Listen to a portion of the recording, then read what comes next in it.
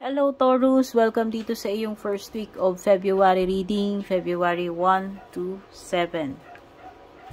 Tingnan na natin what are these energies na susurround sa iyo.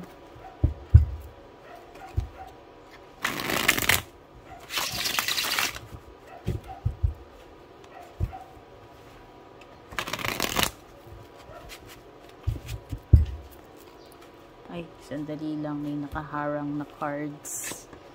Uy, Wheel of Fortune. 9 of Cups. 4 of Cups.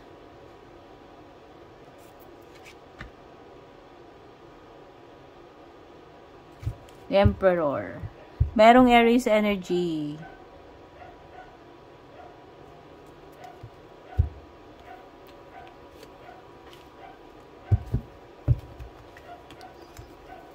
Wow! Parang may offer sa yung position dito. Pwedeng promotion. Kasi magkatabi yung 4 of Cups and Emperor. Possible na may level up pagdating sa sa career. Kung ino-offeran kayo dyan. Pero depende na lang kung tatanggapin nyo. No? At mukhang maswerte itong first week ninyo. Itong Feb 1 to 7 para sa inyo, Taurus. Nasa sa inyo yung Wheel of Fortune. Maganda yung kumbaga pumapabor sa inyo yung ruleta ng kapalaran ngayon, no? So expect na maganda yung flow ng mga bagay-bagay. Meron ka ring card of happiness dito, 9 of Cups. So pwedeng this is a card of success and wish fulfilled, no? Meron ditong matutupad. Talagang siniswerte ka with the Wheel of Fortune. Parang karamihan ng mga bagay makukuha mo, no? Matutupad para sa iyo. Ayan, possible nga dito promotion yung iba, kaya kayo ngiti-ngiti panalo. Possible din na may handaan, may occasion, kung ano man itong parang merong party or mga kainan dito, maraming tao. Basta parang may event, no? Okay, Emperor, pwedeng you are dealing with an Aries person or pwedeng you are dealing with your boss, di ko alam. Merong something about boss, responsibility, or father, no? Parang responsibility as the head. Kung hindi man yan pagiging head ng family, head ng head sa trabaho, pagiging boss, no? Or CEO, ewan ko, supervisor, o kung ano man. Basta parang pagiging responsible, no? Sa mga nasasakupan niya. Ayan. Okay? Taking responsibility. And accountability of your actions. Ayan. Ito kung paano mo i-handle, i-manage yung mga bagay-bagay, sitwasyon. Pero yun na nga, sabi ko nga, pwedeng father figure din kasi yan no? Parang mga related sa yun na nga, kung hindi ikaw padre di pamilya, ikaw yung head doon sa bahay nyo, ikaw breadwinner, ikaw ang nagmamanage doon, no? Possible na mga paparating sa'yo. Uy, kagaya ni Aries, may secret admirer ka. May tagahanga ka daw. Kung hindi ito yung tagahanga na nagkakagusto sa'yo, pwedeng lang yung bilib na bilib sa'yo, no? Ina-idol ka. Idol ka neto. Okay? May mga napapahanga ka sa iyong ewan kung ano yung nakikita nila sa iyo. And merong news is on the way. Wow, may marireceive kang balita.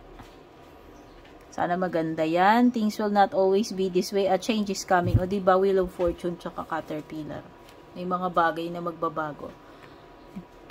Pag nakita mo yung Caterpillar, ibig sabihin, pa-improve na yung sitwasyon.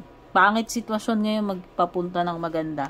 Tapos, pa yan, parang tugma sila ni Wheel of Fortune. Kasi nandyan, puro positive yung cards mo dyan, So, naniniwala ako na itong Caterpillar na to, improvement yan ng sitwasyon mo.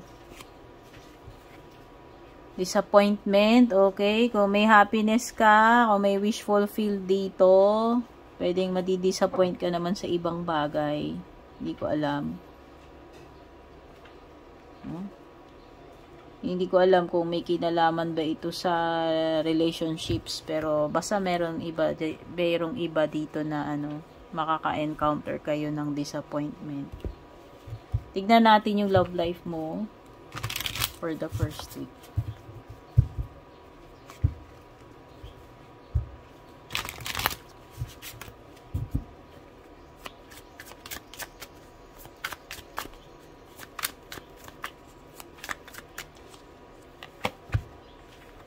Uy, may pagnanasa talaga. Promise. May aamin dito na ano. May aamin dito na nagnanasa siya. Basta mapifeel mo na ito. Baka yung admirer mo. Ayan o. Hindi mo alam na pinagpapantasyahan ka nito o baka sexy, gwapong-gwapo sa'yo. Basta very strong sexual energy coming from this person.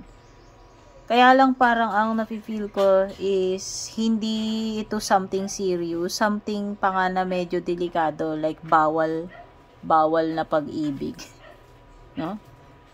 Last thing feeling ko lang type ka niya, pero sa makamundong paraan, hindi dun sa spiritual love, iba. More on lasting and physical yung nafe-feel sa iyo. Oh, ayan oh.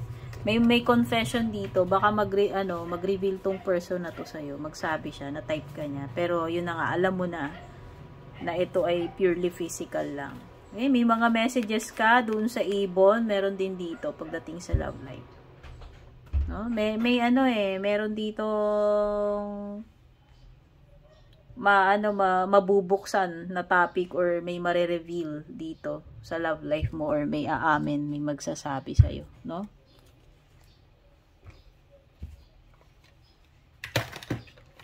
Dali lang guys, daming kalat dito sa ano ko. Tignan natin yung closing message for you, Taurus.